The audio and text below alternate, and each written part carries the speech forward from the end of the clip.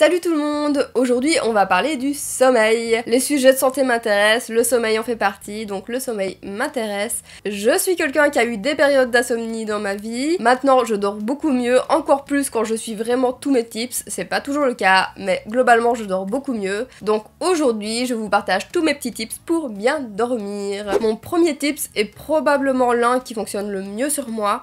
C'est de m'écrire des listes des choses à faire pour le lendemain et surtout de me vider un maximum la tête pour ne pas avoir à penser à des choses avant de dormir, parce que c'est le pire truc à faire pour s'endormir, c'est d'avoir trop dans la tête et du coup on rumine tout ce qu'il y a dans la tête et on ne dort jamais. Donc moi je me fais des listes, des choses que je veux faire le lendemain, des listes des choses que je veux faire même dans longtemps. J'écris tout ce que j'ai en tête, je vide tout sur des listes, des papiers ou dans des carnets et comme ça je suis bien plus tranquille et bien plus zen pour m'endormir. Tous ceux et celles qui pensent beaucoup trop vont se reconnaître là-dedans. Voilà le meilleur conseil que je puisse vous donner si vous êtes des têtes beaucoup trop pensantes. Écrivez, videz-vous la tête. Deuxième tips, c'est d'avoir une routine, d'avoir toujours la même routine pour s'endormir le soir. Je trouve que ça aide vachement. Perso, moi c'est toujours les mêmes petites choses, c'est petit brossage de dents, aller aux toilettes, faire un petit câlin à mon chien pour lui dire bonne nuit, et puis je file au lit. Parfois je lis, parfois je ne lis pas, ça dépend. Mais ça va être mon troisième tips. Si vous n'arrivez pas à dormir, au lieu de vous retourner sans cesse à ne rien faire,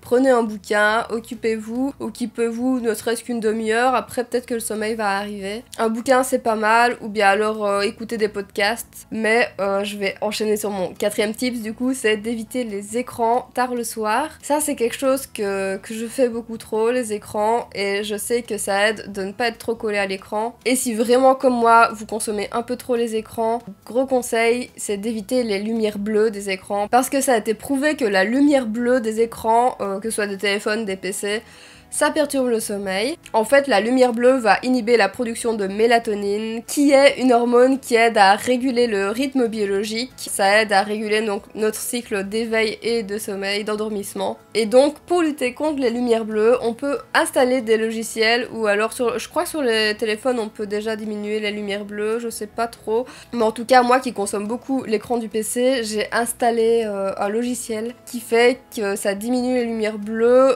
progressivement, selon les heures de la journée, donc comme ça il n'y a pas de lumière bleue sur mon écran le soir. Je le désactive uniquement quand je retouche des photos parce que là forcément ça va pas être les mêmes couleurs que normalement. Mais bref, en tout cas, j'ai plus de lumière bleue le soir depuis des années. Je vous mets le lien du logiciel que j'utilise en description, bien sûr il y en a d'autres, prenez celui que vous voulez. Le mien c'est Flux, f.lux. Et donc concernant le rythme du sommeil, cinquième astuce, c'est de garder un rythme constant. Personnellement c'est pas trop ma tasse de thé, j'ai eu beaucoup tendance à me décaler, à dormir trop tard dans ma vie, enfin voilà. C'est pas ma tasse de thé, mais quand je suis vraiment un rythme régulier, que je me couche toujours aux mêmes heures, que je me lève aux mêmes heures, je vois la différence et je vois que je suis bien plus en forme, donc je pense que c'est vraiment important de garder un bon rythme, un rythme régulier et constant et ne jamais s'arrêter, parce que forcément le corps va s'habituer à ce rythme et donc être réveillé toujours aux mêmes heures, être fatigué toujours aux mêmes heures.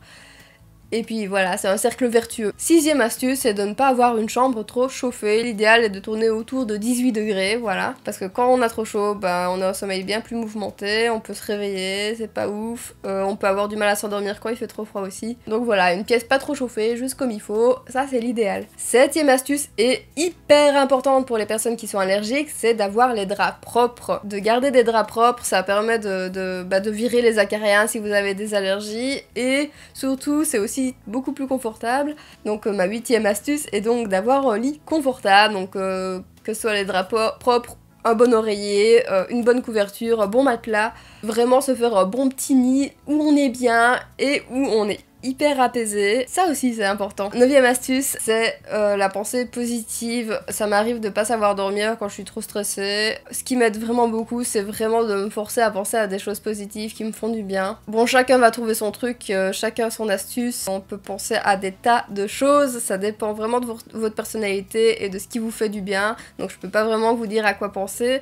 Moi personnellement, ce qui me fait du bien, c'est simplement de penser à mon chéri qui me fait des câlins, enfin des trucs hyper cons comme ça qui me détendent à mort et qui m'aident à m'endormir. Enfin voilà, ça c'est ma pensée à moi, mais trouvez les pensées qui vous font du bien et forcez-vous à y penser quand ça va pas et quand vous cogitez trop et si vous avez vidé votre tête et que ça ne suffit pas, pensez à des choses toutes simples qui vous relaxent et voilà, tout simplement. 10e astuce, c'est de manger une banane 1 heure avant de se coucher. Si vraiment vous avez des problèmes de sommeil, ça peut être bien. La banane est très riche en magnésium et le magnésium, bah, ça diminue le stress, donc c'est pas mal pour s'endormir. Et la banane est aussi riche en tryptophane, qui est un acide aminé qui dépend de la fabrication de sérotonine. Et la sérotonine est connue pour réguler l'endormissement. Donc une banane 1 heure avant de dormir. Un autre petit truc, si vous souffrez d'insomnie, j'en avais déjà parlé pour les vidéos pour lutter contre le stress, il me semble. C'est la méthode de respiration 4-7-8. Donc on inspire 4 secondes. On retient la respiration 7 secondes et puis on souffle doucement pendant 8 secondes. C'est une méthode qui diminue le stress et donc qui aide à endormir aussi parce que ça va diminuer votre rythme cardiaque. Ça j'utilise assez rarement mais ça m'arrive quand vraiment ça va pas. C'est un peu une solution de secours quoi. Ensuite, une autre astuce pour bien s'endormir, c'est d'avoir une vie saine en journée, avoir la vie la plus saine possible. Ça passe par prendre un peu l'heure tous les jours, faire du sport régulièrement. Perso, je suis pas parfaite, il y a des moments où je fais du sport très régulièrement et d'autres où je lâche un petit peu, perso.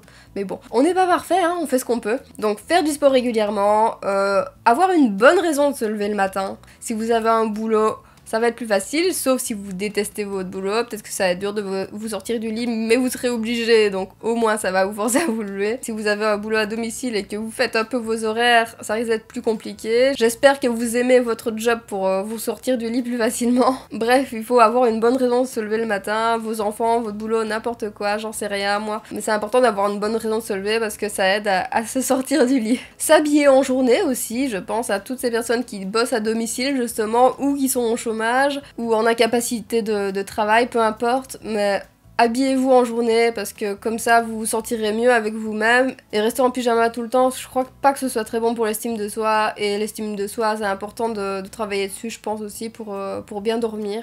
Donc habillez-vous la journée, ça fait du bien. Comme ça quand vous changez, vous vous mettez en pyjama le soir, vous êtes chill. Après une journée de temps en temps, le week-end en pyjama, ça fait pas de mal mais il faut quand même garder ce genre de routine en général, je pense, c'est important. Ensuite une autre astuce qui est liée au sport aussi, c'est de se fatiguer le corps, fatiguer l'esprit. Selon le travail que vous faites, si vous avez un boulot, peut-être que vous avez un travail très physique ou un travail très intellectuel et vous allez fatiguer l'un ou l'autre. Peut-être que ça va vous suffire, peut-être pas. Peut-être que vous allez trop pousser sur le physique et pas assez sur le mental ou inversement.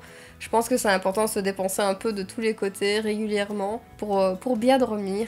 Donc si vous faites beaucoup de physique, c'est peut-être bien de lire un peu le soir. Si vous avez un travail très intellectuel, c'est peut-être bien d'avoir un sport régulier, c'est peut-être encore plus important que quelqu'un qui fait un travail physique justement. Je pense que c'est important de se dépenser sous tous les plans assez régulièrement. Ensuite, un autre truc, et qui va pas faire plaisir à toutes les personnes qui sont en couple, c'est qu'on dort forcément moins bien quand on dort à deux.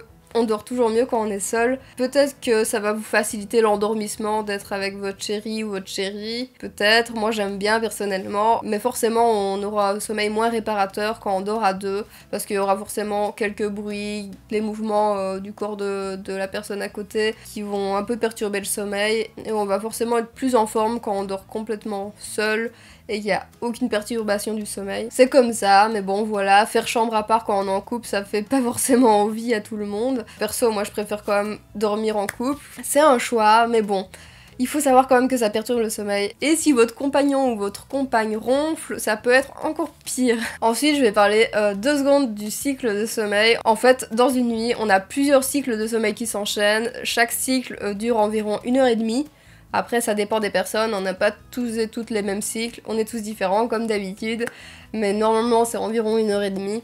Et on répète donc plusieurs cycles. L'idéal serait donc de dormir un nombre d'heures qui équivaut à un nombre de cycles. Donc par exemple, dormir 5 cycles qui équivaut à 7h30 de sommeil, ou 6 cycles qui équivaut à 9 heures de sommeil, et de se réveiller vraiment à la fin d'un cycle, parce que c'est le meilleur moment pour se réveiller et donc être en forme. Un cycle de sommeil se termine par le sommeil paradoxal, donc c'est le moment où on rêve et où on peut se souvenir de ses rêves. Et le mieux c'est vraiment de se réveiller à la fin de ce cycle. Donc essayez de prévoir un temps de sommeil qui correspond à ces cycles, parce que peut-être ça va tout changer et peut-être que vous serez bien plus en forme au réveil, sachant que si vous n'avez pas trop de problèmes pour vous endormir, normalement il faut compter environ 15 minutes pour s'endormir. Donc voilà, prévoir 7h45 de sommeil pour compter le petit quart d'heure pour s'endormir, ou bien alors prévoir 9h15 de sommeil. Tout le monde n'a pas besoin d'autant de sommeil, ça dépend des personnes. Moi perso je suis une grosse dormeuse, j'ai plutôt besoin de mes 9h pour être vraiment en forme.